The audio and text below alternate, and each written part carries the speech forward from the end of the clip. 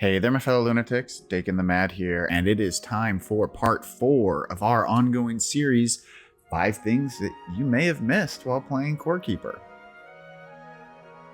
Let's start right away with number 5. You can lure NPCs by equipping their summoning item. If an NPC escapes his room or just won't go where you want him to, you can make him move. Place his summoning item in your hotbar, equip it in your hand, just like I'm doing here, and then stand near him. As you can see, I was about, 5-6 tiles away, and as soon as I equipped it, he immediately started twitching and then moved over toward me. At this point, he's following me wherever I go, and will continue to do so. I mean, I'm going to have to move this door, but he will follow me until I put him wherever I want, and then when I don't want him to follow me anymore, I just switch the item off my hotbar and he'll start roaming around and doing his thing again. This trick is very useful for getting these NPCs into special rooms, or if you want to gather them into one giant room, since you can only summon them into smaller rooms, or just otherwise moving them, placing them somewhere specific if you need to control where specifically they're standing. This trick also works well with leading your cattle, as you can equip a bug or a plant and use that to lead and move your cattle around wherever you want them to go. It's the same principle. Coming in at number 4, did you know that there are keyboard shortcuts that'll help you separate stacks and grab bundles of 10? Now, this used to be a lot harder to know about, but they recently added this S key here that gives you information about this. But if you have it toggled off, you may not realize that this shortcut information is here. What you can do is, as you can see, pick up half by holding shift and right click, or you can quick stash with shift and left click. But in addition to shift and right click, which will do half of a stack, you can hold down control and right click to get 10 of an item. And that way you can increase your stack 10 at a time. And then shift to go for half, and then 10 again. Help you separate your stacks a little bit easier. At number 3 is fishing. You can fish anywhere. Anywhere that there's water or lava, you can fish there. Now, I haven't heard this comment in a few weeks, but recently I did get a lot of comments in Discord of people who weren't aware that you didn't have to fish in the pools. You don't have to fish in the pools. You can literally cast your line anywhere in the water and you will pull up fish. And it doesn't matter what that water type is, whether it's the acid water, the mold water, the sea water, the lava. You can fish in any tile for any of the fish. You don't have to have a pool. The only thing that a fishing pool does is it increases your odds of actually catching a fish, but it is not a requirement in general in order to fish. Just a water tile is required. At number 2 is what happens when you mix lava and water.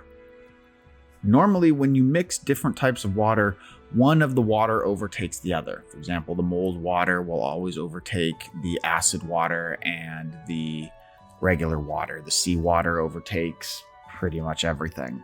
But what happens when you mix water and lava? It actually works a little bit differently. Instead of the lava overtaking the water or vice versa, what will happen is the lava tile or the water tile, one or the other, whichever grows into the tile first, will essentially replace the other with a molten ground tile. As you can see in this case, we're slowly losing water tiles, but it could also easily go the other way where you gain water tiles and lose molten tiles. It really just depends on which one happens to grow into that tile faster. But ultimately, you're getting lava rock ground from this. So there probably is a way here to build some sort of farm. I'm not quite sure what it is yet, but I'm thinking someday there's some potential for something here. And finally, at number 1, did you know that you can regrow the roots that hang over your core when you first created your world? Yeah, you can. Now, here's how to do it. I've got my roots here on this world. Now, I will warn you, this bottom root right here, you unfortunately cannot regrow because these 4 tiles have what's called ancient wires sitting on top of them. They are special tiles that cannot be removed. They're kind of like these up here that are ancient tiles. But you can't do anything with these. And so unfortunately, if you break this bottom one, you cannot regrow the bottom root. However, these other 3 roots here, these can perfectly easily be regrown. So I'm just going to go ahead and I'm going to break the first one. And then I'm going to dig out the stone here. But I need a dirt ground here. All right, so I am going back 2. And then I've got my seeds. Got my seed that goes here, and I'm going to go ahead and water it. Now, I need to make sure that it doesn't grow anywhere else. So let's dig out this and replace it with a bit of stone. Okay, so now this root bird, let's get rid of the bird, it's in my way. Okay, so now this root seed, when it finishes growing up, is going to be forced to grow to the right here and then completely grow up into this. The same is going to be true for this one. I've broken it. Let's get rid of the stone. Let's get rid of the stone. We're going to put dirt here. Till the dirt. And we're actually going to go ahead and replace this one with stone so that it's forced to grow that way.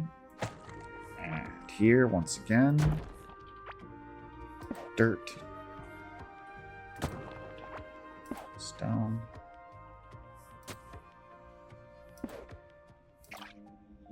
And now we just wait for everything to grow. With the magic of editing, it will be done in just a few seconds.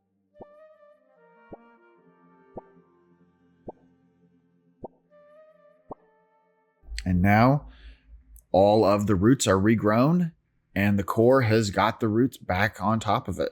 That's all you got to do.